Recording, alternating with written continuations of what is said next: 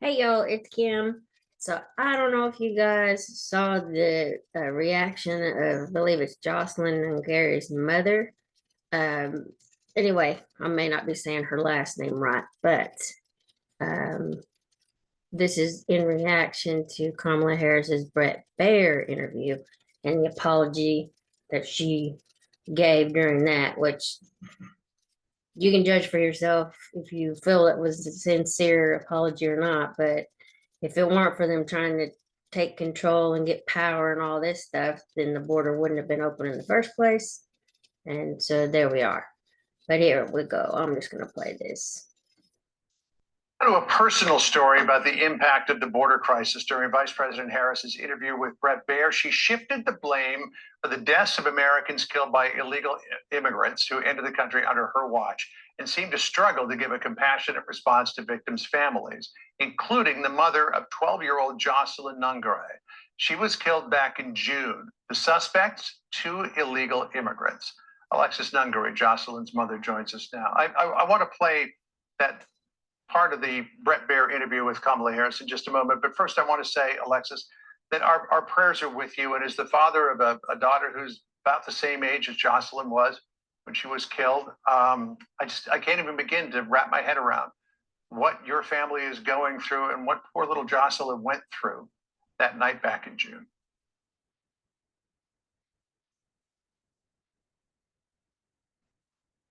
Thank you so much for having me here. Every day is a new day. It's a constant reminder that she's not here with us. She's not in the grade she's supposed to be in. She's not making new memories like she should. It's been really hard on our family. Oh, as I said, I can't even imagine. But earlier this week, in his exclusive interview with Kamala Harris, our Brett Baier asked the vice president if families like yours deserve an apology from her and her administration. This is rather lengthy because it involves some of your testimony before Congress recently, but please bear with us while we play this out. Madam Vice President, it was a policy decision in the early part of your administration. I will let one of the mothers talk about it. Take a listen. Because of the Biden-Harris administration open border policies catch and release, they were enrolled in the Alternatives to Detention program. This meant that they were released into the United States. It was not even a full 3 weeks later that they would take my daughter, Jocelyn Nungaray's life. I believe the Biden-Harris administration open border policies are responsible for the death of my daughter. That's the early days. So do you owe them an apology is what I'm saying. I will tell you that I am so sorry for her loss. I am so sorry for her loss. Sincerely. But let's talk about what is happening right now with an individual who does not want to participate in solutions. Let's talk about that as well. So she says that she is sorry for your loss, but then she shifted Jocelyn's story to Trump. What do you think about that? I think she's completely full of it. She is not a sincere woman at all. She has no sympathy, no empathy to her. She's supposed to, if she wants to run this country, she needs to take into consideration the families that she has affected with these policies that she has allowed and that she has approved. It's unacceptable that she gave me a very empty, half open apology to thinking she was being sincere, to just shift like she always does in every interview, every questionnaire she has to somehow shift it over to Mr. Trump. And that makes absolutely no sense. Why can't you just take accountability like you should and actually try to make a difference, maybe be humane and actually reach out to families that you have affected? So we have been told time and time again by DHS, by the secretary, by officials at the White House, the border is secure. The illegal immigrants who are being paroled into this country have been vetted. They pose no national security risk to the country. Yet we now find out from investigators that they believe that the 2 illegal migrants from Venezuela who are allegedly responsible for your daughter's death were members of the notorious gang Tren de Aragua. Are you wondering, like many other people are, how did they ever get released into this country if that was their background? It's always made me wonder, yes, because why put a ankle monitor on them in the first place? Was anything noticed? Did anything come abrupt? I always now for sure wonder, why did they need one now that this new information has became knowledgeable and has came into the light? It really makes me wonder, why were they released? Why? This should have been something that was immediately thought of, them being Venezuelan natives. And it just proves more that them being what they did so heinous was intentful. And this is the people that we so continuously decide to let in this country because of her open border policies. The testimony that you and fellow victims of immigrant crime gave before Congress was just so compelling. And then there was this moment where Democratic Congresswoman Veronica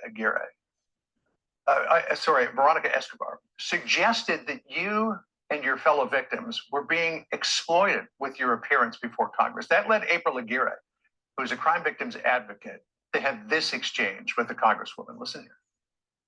It's insulting that you would say that to these families, that you would make an assumption that they're being used or exploited anyway. Not one time when her daughter was murdered and I was helping her navigate the criminal justice system did one Democrat call me to offer their assistance. It was only Republicans, and I am an independent. I vote both ways. So it's insulting. No, please don't speak over me because I'm still talking. Okay. I'm not done. I have the mic. I have the floor. I have the floor. If you want to answer me, you ask. Alexis, what did you take away from that exchange and the fact that the Congresswoman tried to suggest that you all were being manipulated and exploited? I think it's very inappropriate with it being such a sensitive matter.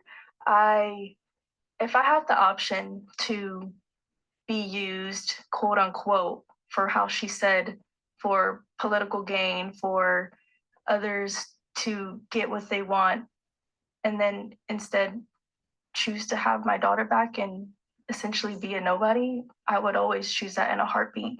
I do this to continuously be my daughter's voice. I do this because my daughter fought incredibly hard her last moments of her life.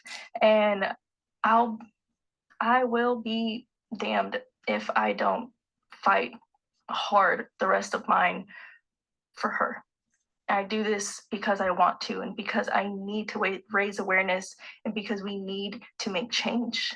This has to stop. We cannot keep burying our children. Well, you are a powerful advocate for Jocelyn's memory. And again, our heart just breaks for what she went through and what you continue to go through. I don't know how you get up every day and put one foot in front of the other. God bless you, and thank you for being with us. Thank you so much. So I just wanted to share that with you guys. I personally have 2 daughters. They're grown, but I still worry, that with the people that have come into the country, what they might be intending to do, you know what I mean? And so this open border stuff is very concerning. We live in a subdivision with new construction, and I don't know who the subcontractors are that are doing work in the area. I mean, I don't know if the company that's building the houses allows illegal immigrants to work for them. I mean, I have no idea. So, I mean, and it's very hard, I'm kind of fearful a lot of times. Just, you just don't know who's in the neighborhood. All it's going to take is one opportunity. And I think that's kind of what happened with this little girl. They just saw a little vulnerable child and did what they did to her. I mean, it's just horrible. But anyway, I got another video to share, but I'm gonna just get off of this one. Just stick around. I've got some more stuff coming up. Talk to y'all later. Bye.